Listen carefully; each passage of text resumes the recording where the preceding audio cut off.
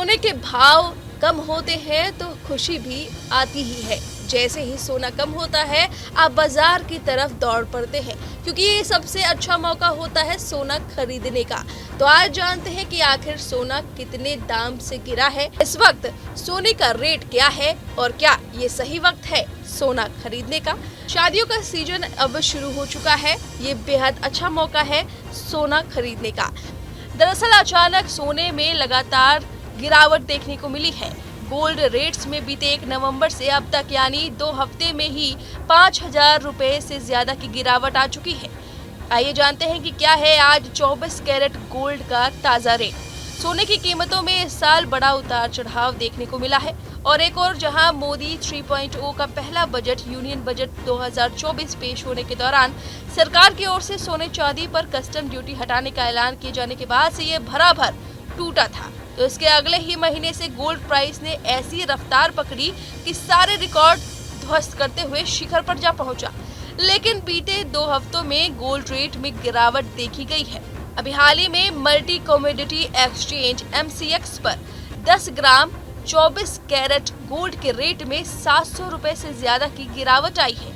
2 हफ्ते में आपको बता दें कि MCX पर सोने की कीमतों में बीते 2 हफ्तों में हुए बदलाव पर अगर नजर डालें तो महीने की शुरुआत में यानी 1 नवंबर को 5 दिसंबर की एक्सपायरी वाला गोल्ड रेट 78,867 रुपए प्रति 10 ग्राम पर था, लेकिन 14 नवंबर 2024 के दौरान ये गिरकर 73,750 रुपए प्रति 10 ग्राम पर आ गया।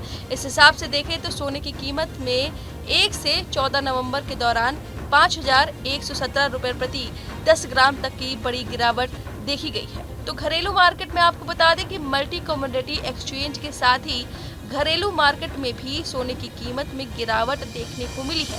Indian Boolean jewellers association IBJA की वेबसाइट के मुताबिक बीते 1 नवंबर फाइन गोल्ड 999 की कीमत 81,000 रुपए प्रति 10 ग्राम के पार पहुंच गई थी, लेकिन अब इसका भाव कम होकर 75,260 रुपए प्रति 10 ग्राम पर आ गया है।